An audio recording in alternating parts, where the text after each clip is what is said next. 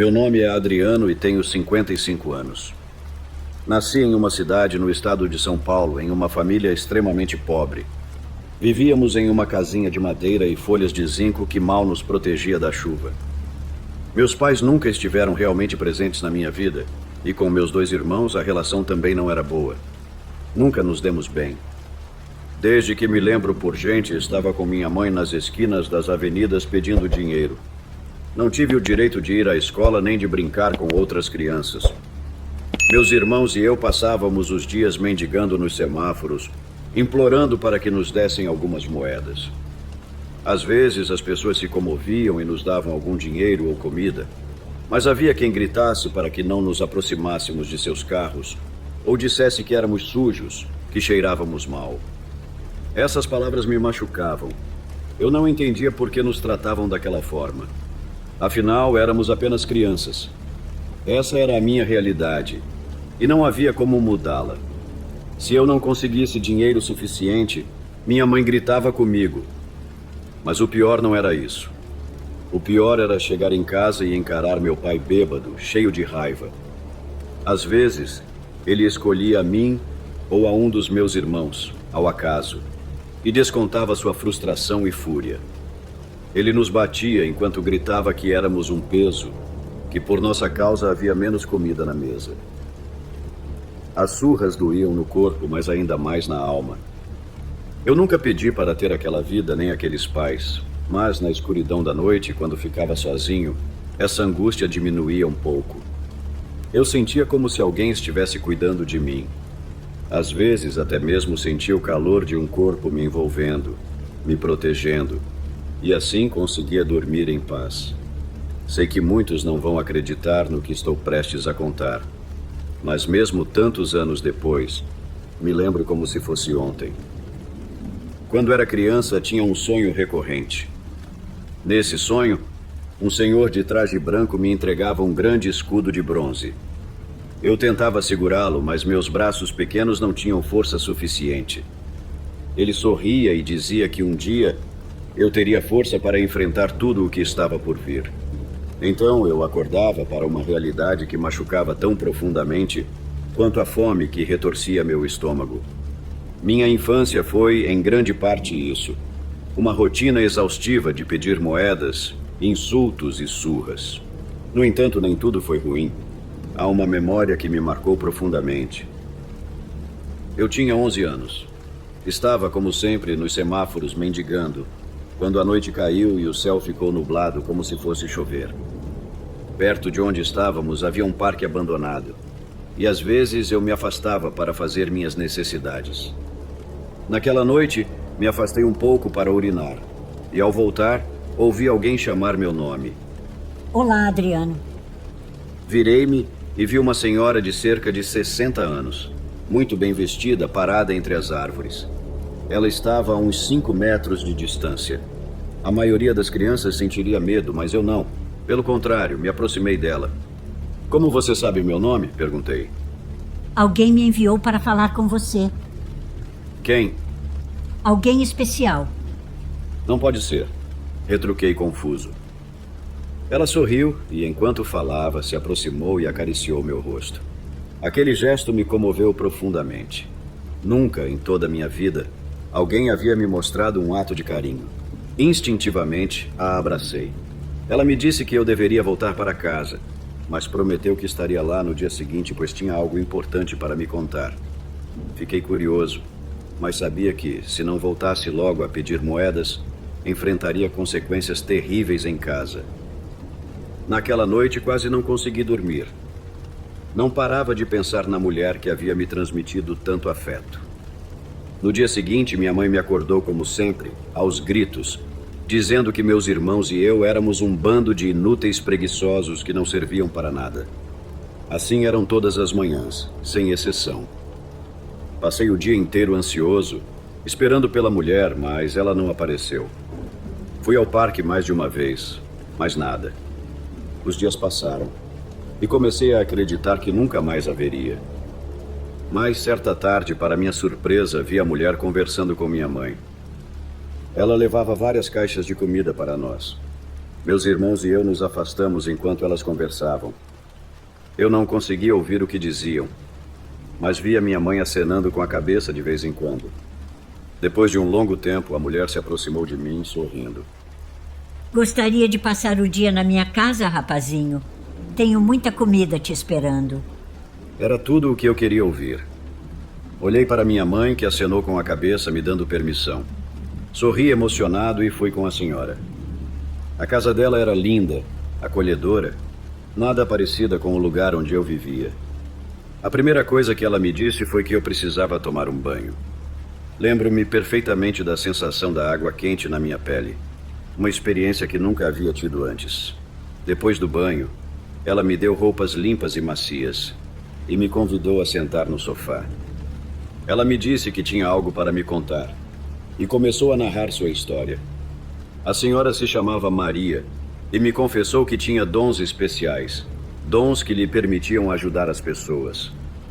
Na noite anterior, ela havia sonhado comigo e por isso decidiu me procurar no parque. Disse que no início não tinha certeza se deveria se aproximar, porque eu era apenas uma criança, mas algo em seu sonho a havia impulsionado a fazê-lo. Explicou-me que, apesar de eu ser muito jovem, teria que tomar uma decisão importante. Eu estava confuso. Nunca antes tinha tido a oportunidade de escolher nada na minha vida. Nem o que comer, nem o que vestir, nem o que dizer. Sei que você está assustado, mas não precisa se preocupar. O seu futuro está em suas mãos.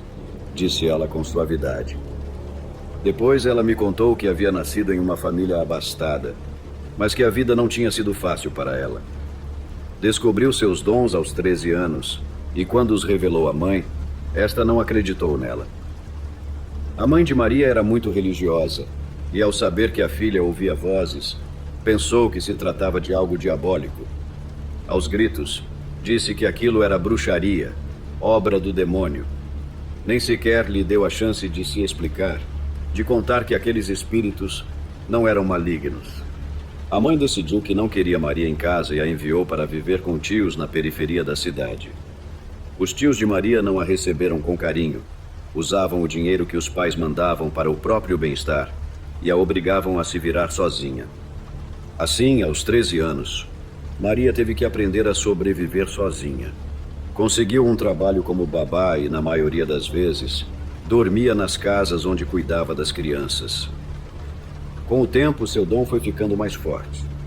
Ela conseguia prever algumas situações futuras, mas não as próprias. E não era tão simples quanto parecia. Precisava de muita concentração para interpretar corretamente os sinais. Se errasse na interpretação, coisas ruins podiam acontecer. As premonições chegavam a ela em forma de sonhos, pressentimentos, vozes ou visões repentinas.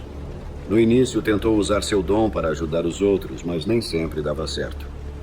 Contou-me que, em uma das primeiras vezes que tentou ajudar, viu uma menina morrer na sua frente. Culpou-se por não ter interpretado bem os sinais e caiu em profunda tristeza. Nesse momento eu a interrompi. Queria saber por que ela estava me contando tudo aquilo. Maria pegou minhas mãos e, olhando nos meus olhos, disse algo que eu nunca esqueceria. Adriano, você também tem um dom especial. Ri com incredulidade. Como eu, um menino pobre, que mal tinha o que comer, poderia ter algum tipo de dom? Disse a ela que, se fosse o caso, eu já saberia. Ela sorriu levemente e falou sobre o sonho que tivera. No meu sonho, eu vi você claramente. Você se tornará um dos bruxos mais poderosos desta cidade. Será justo, bondoso e terá o dom da clarividência. Mas também vi uma sombra escura que o rodeava, uma força maligna que tentará se aproveitar de você. Maria explicou que sentira uma conexão imediata comigo, desde o momento em que me viu, e que tinha certeza de que eu era o garoto de seu sonho. Ofereceu-se para ser minha guia, ensinar-me a usar meu dom para o bem e convidou-me a morar em sua casa, se eu quisesse. No entanto, antes de aceitar, eu precisaria aprender a ler e escrever. Ela sabia que minha mãe não permitiria que eu ficasse lá sem levar dinheiro para casa. Mas Maria garantiu que isso não seria um problema. Disse que cuidaria de tudo. Com o passar dos dias, fui aprendendo a ler e escrever. Em apenas 2 meses, já conseguia ler o suficiente para me destacar entre meus irmãos. Um dia, Maria me perguntou se eu estava pronto para explorar meus dons. A verdade é que eu não me sentia nada preparado. Não entendia nada daquele mundo espiritual, mas a ideia de me afastar da minha família e da miséria em que vivíamos era tentadora demais. Maria começou a me falar do mundo espiritual de forma gradual. Contei a ela sobre meus sonhos repetitivos com o ancião de terno branco, e ela explicou que aquele homem era meu protetor espiritual. Fiquei surpreso ao saber que aquela figura, que sempre aparecera nos meus sonhos desde a infância, não era apenas uma invenção da minha mente, mas tinha um propósito real. Embora eu gostasse de passar tempo na casa de Maria, nem tudo era diversão. Às vezes jogávamos jogos de tabuleiro, e ela me deixava ouvir música, mas na maior parte do tempo, eu recebia algo que ela chamava de treinamento espiritual.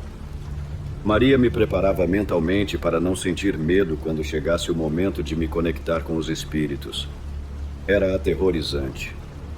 Eu era apenas um adolescente, e embora ela dissesse que tudo ficaria claro no tempo certo, as coisas que me contava me deixavam arrepiado.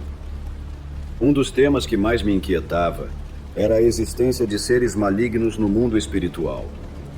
Maria me dizia que mais cedo ou mais tarde, eu teria que enfrentar demônios e forças obscuras. Isso me assustava, mas ela insistia que eu precisava saber e estar preparado. Explicava que nesse caminho era essencial não se deixar dominar pelo medo, pois os demônios se alimentam dele. Às vezes eu chegava à casa de Maria com o rosto inchado das surras que levava dos meus irmãos, que estavam cada vez mais ressentidos por eu passar tanto tempo fora de casa e não precisar mendigar como eles. Maria me dizia que logo eu poderia deixar aquela vida para trás. Um dia ela me levou até a sua sala de trabalho, onde realizava consultas espirituais. A sala estava cheia de velas e tinha um ambiente um tanto sinistro, mas eu ficava intrigado com o poder que Maria parecia ter. Ela me mostrou 2 cômodos em sua casa que eram proibidos para mim, um no corredor e outro no quintal. Este último ela chamava de o quarto das entidades da rua, e me disse que eu ainda não estava pronto para conhecê-lo. Certa noite, algo aconteceu que mudaria minha vida para sempre. Eu estava deitado, tentando dormir, quando senti uma presença estranha no meu quarto.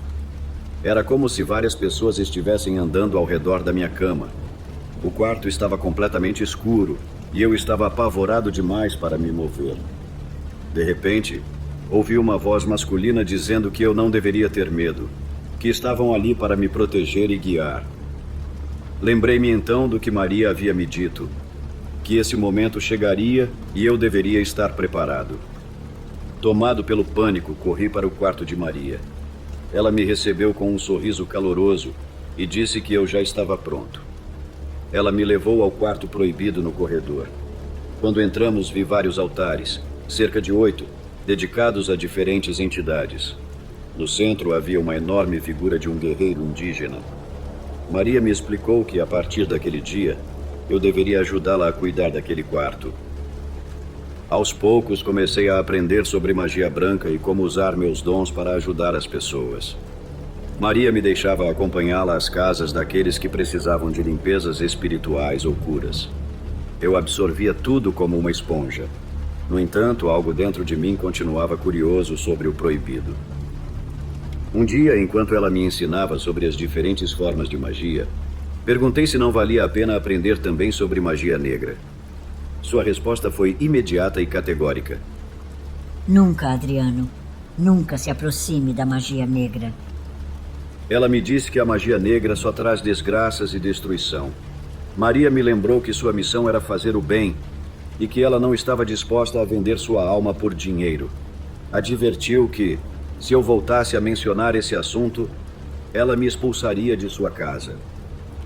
Apesar do medo que sua reação me causou, minha curiosidade por aquele mundo obscuro não desapareceu. Eu sabia que Maria me escondia muitas coisas, e isso só aumentava meu desejo de descobrir mais. Alguns meses depois, Eu já tinha meus próprios clientes e ganhava meu próprio dinheiro. Finalmente pude comprar as roupas que sempre quis e experimentar alimentos que nunca tinha podido pagar. Eu me sentia orgulhoso das minhas conquistas, mas algo em mim ainda buscava mais.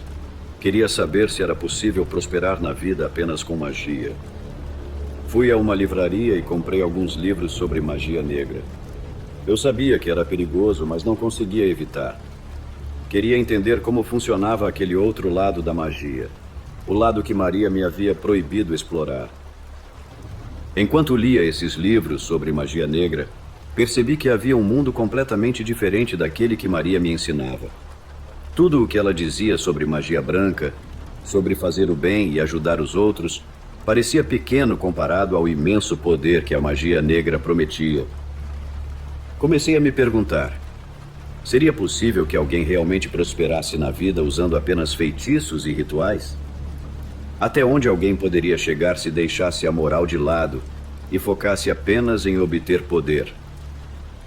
Um dia não resisti mais e decidi perguntar novamente a Maria sobre magia negra, mas desta vez de forma mais sutil. Disse que tinha lido sobre pessoas que utilizavam certos rituais para alcançar sucesso na vida e queria saber se isso realmente funcionava.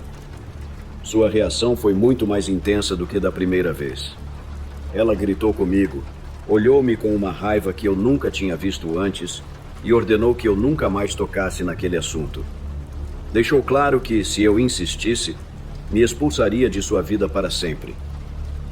Naquele dia entendi que Maria não mudaria de ideia e, por respeito a ela, decidi não insistir mais.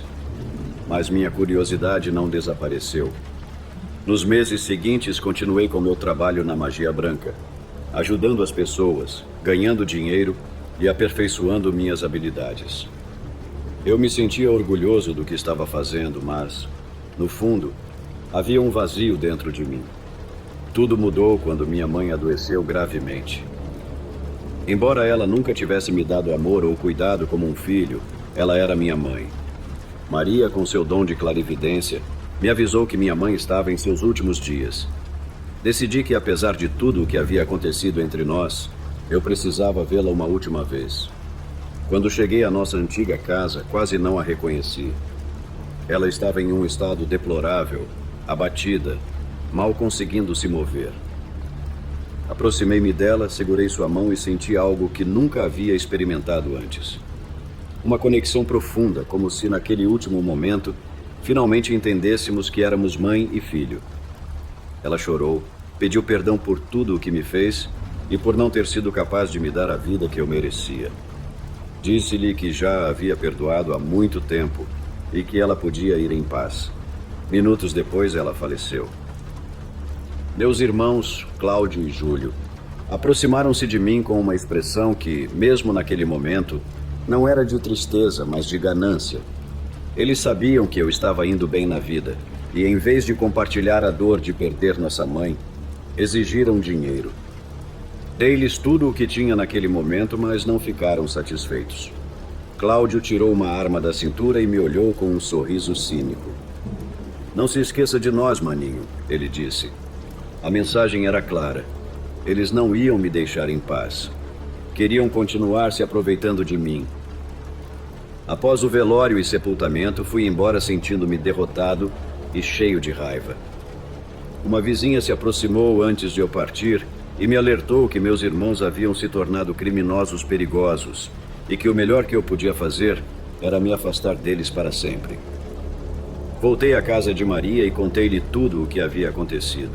Ela ficou preocupada.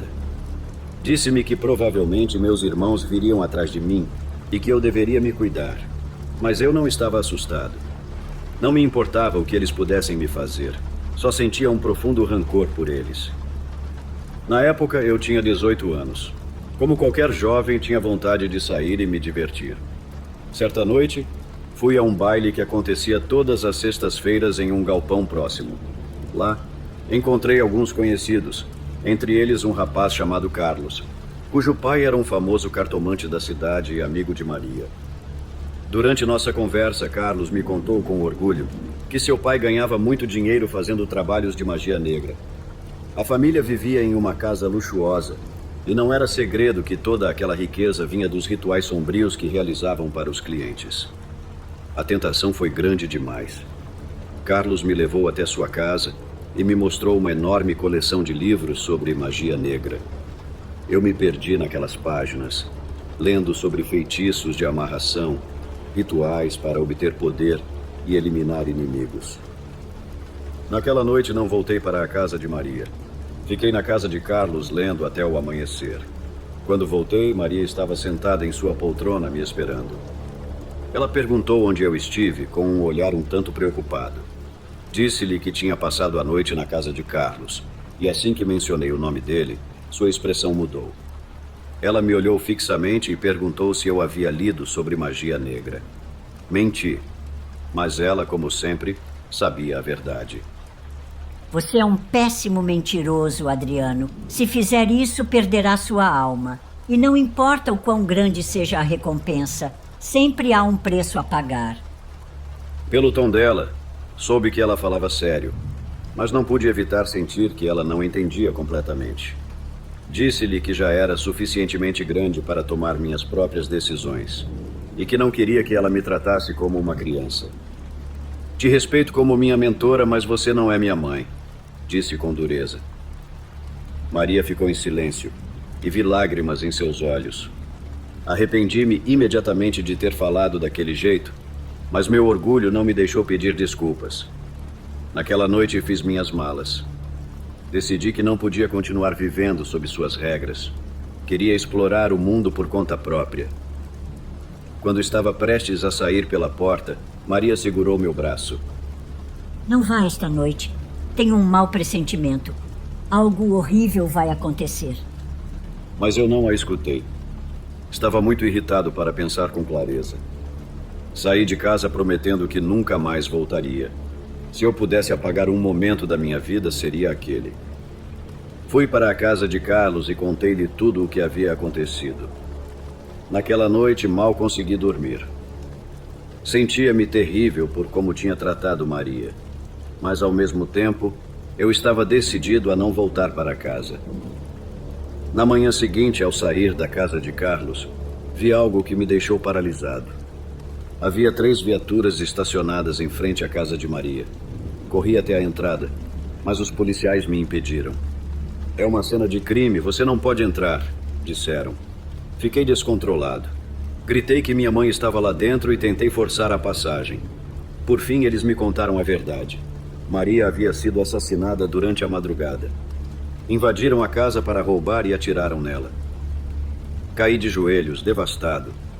Não conseguia acreditar que a última vez que havíamos falado eu disse palavras carregadas de raiva.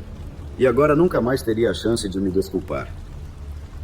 Um tempo depois, a polícia descobriu os culpados. Eram meus irmãos, Cláudio e Júlio. Eles tinham ido me procurar em busca de dinheiro. E ao não me encontrar, pediram dinheiro para Maria, que não quis dar. Diante da negativa dela, cometeram aquela atrocidade com a pobre inocente. O ódio e a sede de vingança me consumiram. Eu queria destruí-los, mas eles estavam presos. Durante meses, não quis saber de mais nada. Afundei-me no álcool. Bebia desde o momento em que acordava, até cair de sono novamente. Não havia nada que me tirasse daquela escuridão. Foi Carlos quem me ajudou a não cair completamente no abismo. Ele dizia que eu não podia deixar o ódio me consumir, que precisava encontrar uma forma de seguir em frente. Mas eu não via saída. Um dia, Carlos me deu uma bebida especial preparada com rituais de purificação. Ele disse que eu deveria tomá-la durante 30 dias, e só assim conseguiria largar o álcool. Comecei a me sentir melhor. Meu corpo se desintoxicou, mas minha mente continuava repleta de raiva e dor. Foi então que decidi dar o próximo passo. Apesar de ter conseguido parar de beber, eu ainda estava devastado pela perda de Maria. O que me tirava o sono era o ódio pelos meus irmãos. Carlos, que entendia um pouco de magia, começou a me falar mais sobre tais práticas. Explicou que, com a ajuda de rituais mais sombrios, eu poderia fazer com que meus inimigos sofressem. Que a dor que eu sentia poderia se transformar em vingança, mas que ele achava perigoso demais mexer com essas coisas. Por semanas, resisti à ideia, lembrando-me das palavras de Maria. Mas no fim, a raiva venceu. Talvez essa fosse a única forma de eu me sentir melhor. Comecei a aceitar pequenos trabalhos de magia negra. No início sentia culpa, mas os resultados eram imediatos.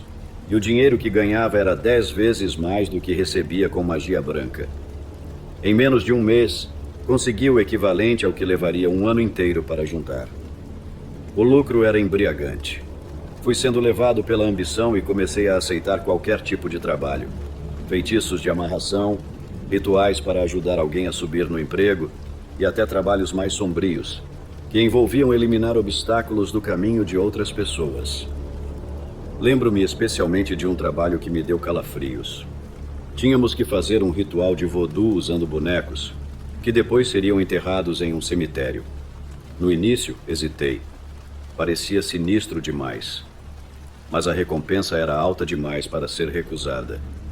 Mergulhei nesse mundo sombrio pouco a pouco, sentindo-me cada vez mais atraído pela sensação de poder.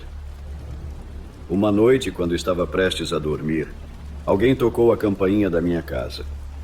Era um homem vestido com um terno elegante. Vou chamá-lo de José. Ele explicou que queria se livrar da esposa. Não apenas deixá-la, mas eliminá-la para sempre. Ofereceu-me uma quantia absurda de dinheiro, mais do que eu jamais tinha visto em toda a minha vida. Era uma fortuna. No início, recusei o trabalho. Nunca tinha feito algo tão sombrio, tão definitivo. Mas José não desistiu. Deixou um cheque muito gordo como adiantamento, garantindo que o restante viria quando o trabalho fosse concluído. Prometeu-me que depois desse trabalho, eu poderia me aposentar para sempre e viver uma vida de luxo. Pedi 2 dias para pensar. Sabia que não queria fazer algo tão extremo, mas a tentação do dinheiro e a promessa de uma vida sem preocupações eram irresistíveis. Falei com Carlos para ver se ele queria me ajudar, mas ele recusou imediatamente. Disse que não queria carregar a perda de uma vida na consciência. Suas palavras me fizeram lembrar os avisos de Maria. Nunca deixe o dinheiro falar mais alto que sua moral. Por fim, recusei a oferta. Liguei para José e disse que não podia fazer aquilo. Ele me insultou e desligou na minha cara. Aquela noite dormi com a sensação de ter feito a coisa certa. Mas no dia seguinte, algo aconteceu que me fez reconsiderar minha decisão. Por volta do meio-dia, Carlos veio até mim com notícias terríveis. Ele me disse que os advogados dos meus irmãos haviam apresentado um novo recurso e que tudo indicava que poderiam sair da prisão antes do previsto. Não acreditei no que ouvi. Cláudio e Júlio, os assassinos de Maria, seriam libertados depois de apenas 10 anos na cadeia. Meu mundo desmoronou. Eu não podia permitir que aqueles monstros voltassem a andar livres pelas ruas depois de tudo que fizeram. Meu ódio se intensificou. Carlos tentou me acalmar, mas pedi que me deixasse sozinho. Peguei uma garrafa de vinho e comecei a beber até que meu corpo não aguentasse mais. Vomitei, mas continuei bebendo. Naquele momento, algo sombrio tomou conta de mim. Lembrei-me da oferta de José e decidi que o mundo não era justo, que ser uma boa pessoa não valia de nada em um lugar onde sempre havia alguém disposto a te esmagar. Na manhã seguinte, finalmente liguei para José e disse que aceitava o trabalho. Naquela mesma tarde, ele chegou à minha casa com um sorriso no rosto e a segunda parte do pagamento em dinheiro. Pedi 2 meses para concluir o serviço.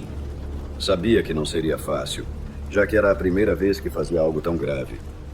Diferentemente dos outros trabalhos, desta vez eu faria tudo sozinho.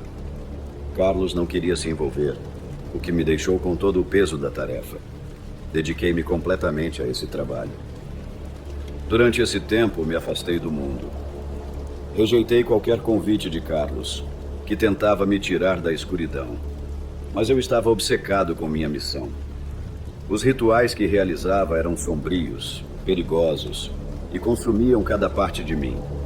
Passei dias sem dormir, concentrado apenas em cumprir o que José havia pedido. Sabia que uma vez que concluísse, teria dinheiro suficiente para ir embora e começar uma nova vida. Após 1 mês de trabalho, José veio me ver.